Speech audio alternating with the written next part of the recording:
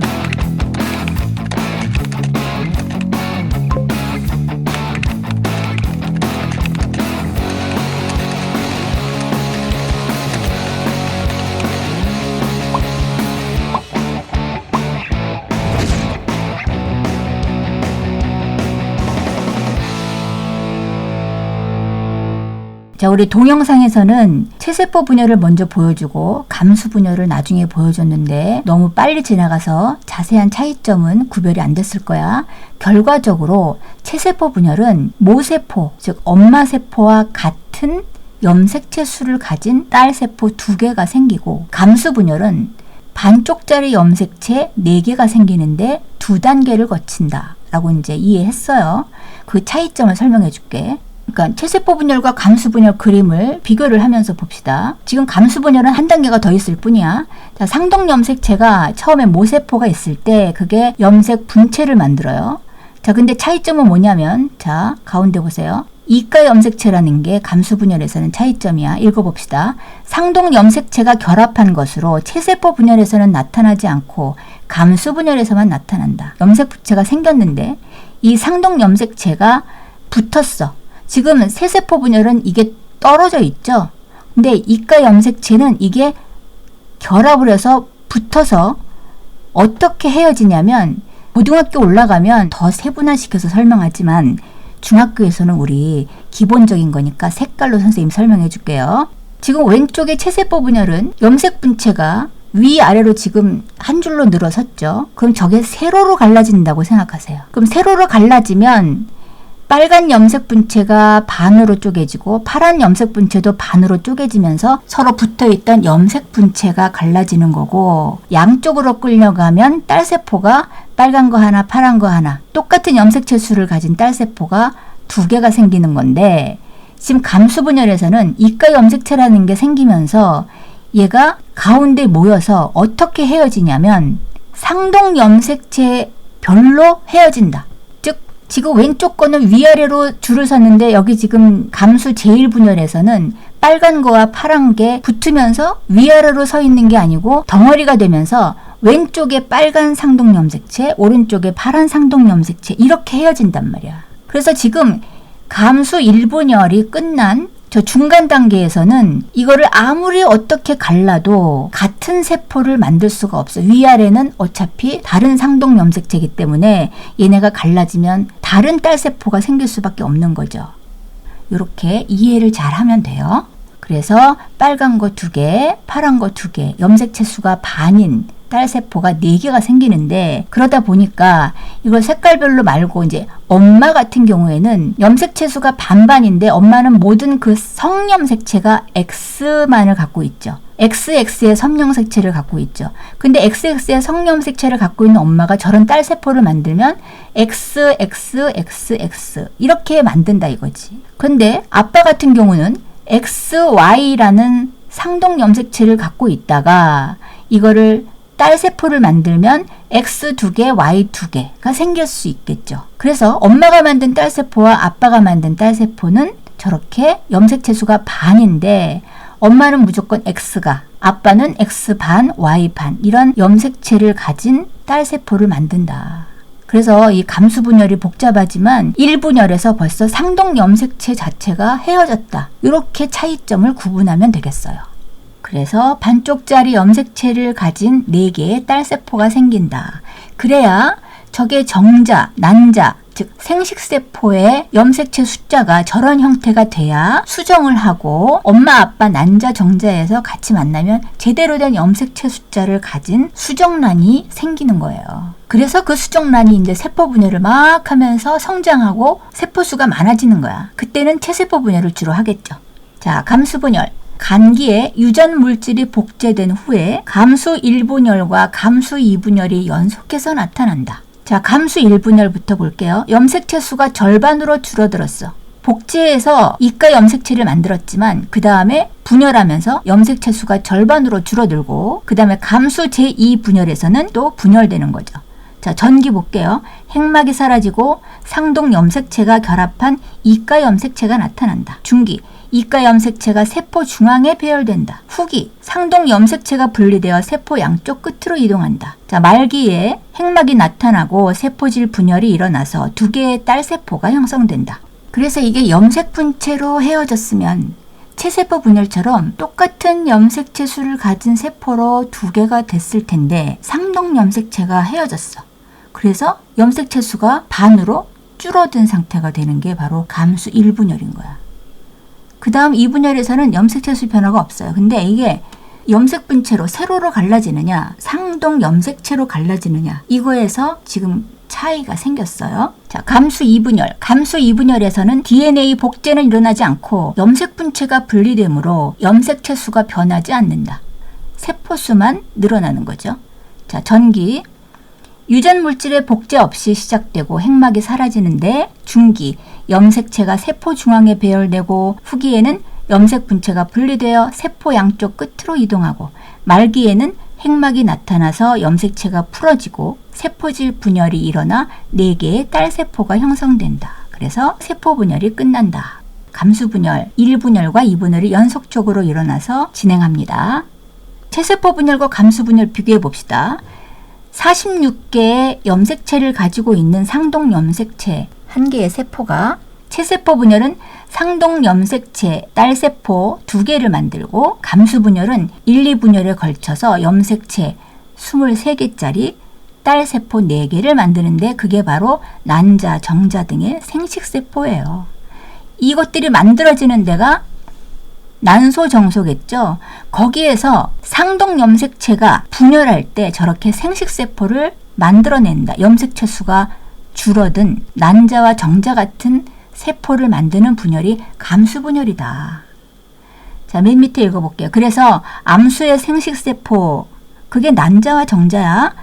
그 난자와 정자가 수정한 자손은 수정하면 이제 합쳐져서 수정됐다 그러면 수정란이 되는데 걔는 염색체 반쪽짜리 2개가 같이 합쳐져서 수정됐으므로 부모와 동일한 염색체 수를 가지고 체세포 분열을 하면서 생장하게 되는 것입니다. 고등학교 생물을 준비하는 차원에서도 그렇고 좀 심화 문제를 다루려면 상세한 설명으로 좀 더 깊게 들어가 봅시다. 염색체는 쌍으로 있다고 그랬죠? 근데 얘가 염색 분체가 되면 복제를 하는데 똑같은 걸 만들어서 이렇게 뭉쳐 있잖아. 양이 많아진 거예요. 근데 얘가 분리가 되면 염색체 수가 똑같은 애로 이렇게 분리되면서 염색체 수가 하나하나짜리가 되는 거예요.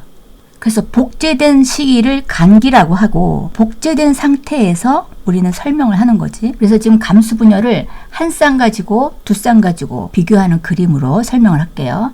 자, 한 쌍 그림은 간단하죠? 자, 지금 저 처음에 그림은 모세포야. 그 모세포가 맨 오른쪽에 어떤 딸 세포를 만들어내는지 보세요. 자, 생식세포 분열이니까 모세포에 한 쌍의 염색체가 염색체 수가 반인 애들을 4개를 만들었죠. 한 쌍을 가지고 설명한 그림의 전기를 보세요. 얘는 지금 염색 분체로 복제를 한 상태야.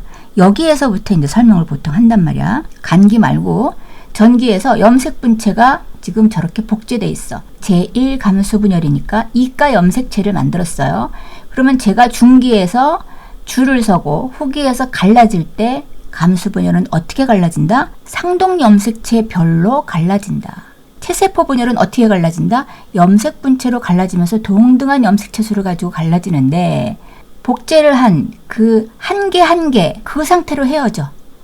그래서 전기에 비해서 떨어져 나간 애를 보니까 염색체 수가 반으로 줄어들었다. 근데 걔가 오른쪽에 감수 2분열을 할 때는 자 떨어지면서 반으로 줄었지만 얘가 딸세포를 만들 때는 똑같은 염색체 수를 가진 애 2개를 만들어낸다. 그래서 감수 1분열에서는 염색체 수가 반으로 줄어드는데 감수 2분열에서는 염색체 수는 변화가 없다. 그래서 상동 염색체로 분리돼서 염색체가 반으로 줄어드는 게 제1분열이다.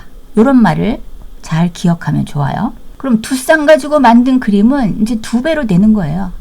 자, 이거는 이제 모세포 안 그리고 복제를 해서 이가 염색체를 만드는 상태부터 전기부터 나온 거야. 그래서 2가지 염색체 2쌍을 23쌍 중에서 2쌍을 시작으로 중기에 줄을 서고 후기에 갈라지고 그래서 아랫줄은 지금 감수 2분열이에요. 그럼 감수 1분열에서 저렇게 만들어졌다는 거죠.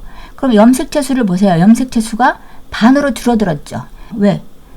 염색 분체로 갈라진 게 아니고 상동 염색체가 한 쌍이었던 게 반으로 나뉜 거야. 염색체 수가.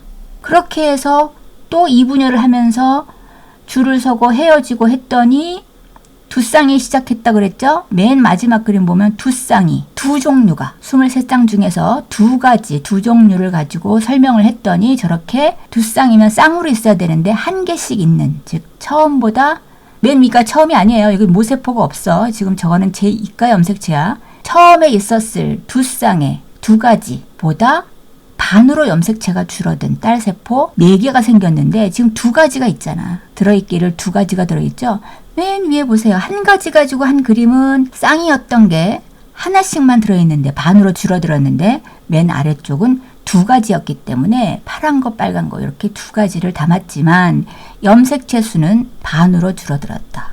그래서 전체 과정을 가지고 한 쌍의 염색체의 감수분열인가 2쌍 염색체의 감수분열인가 23쌍을 가지고 그린 것인가 이렇게 이해를 잘 하면 돼요. 자, 그러면 체세포와 생식세포를 정리를 한번 해볼게요. 자, 체세포는 상동 염색체로 구성돼서 저렇게 세포가 46개가 있는데 쌍으로 23쌍의 염색체가 구성되어 있고 사실 생식세포도 분열 전에는 상동 염색체인데 그 상동 염색체가 만든 결과적인 생식세포는 반쪽짜리 염색체다. 그런 얘기예요. 우리 영상에서 봤을 때 처음에 상동 염색체 출발은 똑같았죠? 기억나죠? 그리고 분열의 결과를 얘기한다고 보면 돼. 자, 읽어봅시다. 체세포와 생식세포의 염색체 구성 비교.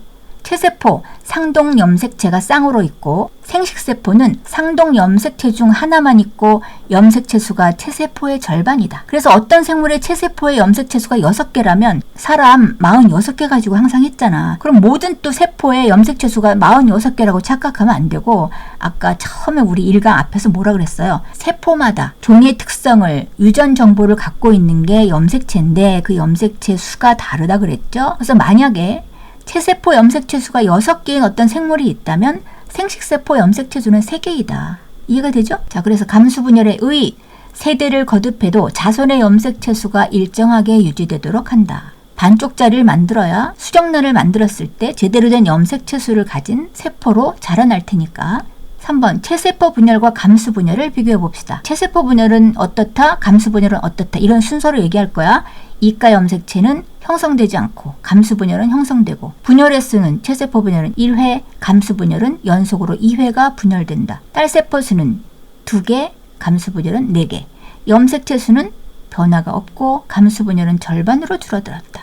분열 결과 체세포 분열은 생장과 재생을 위한 분열이고 감수 분열은 생식세포를 형성하기 위한 분열이다. 자, 그럼 이제 이 그래프를 봅시다. 이 그래프는 이제 시간이 지날수록 DNA 양이 어떻게 되는가 봤는데 이제 DNA 상대량 해가지고 변화를 측정한 거야. 처음 출발점이 얼마다 했을 때 자, 세포 분열이 이제 일어났어. 변화가 일어났어요. 염색체 수가 DNA량이 증가했으니까 A는 간기겠죠. 그 다음에 분열되면서 모이죠. 모여서 줄을 서죠.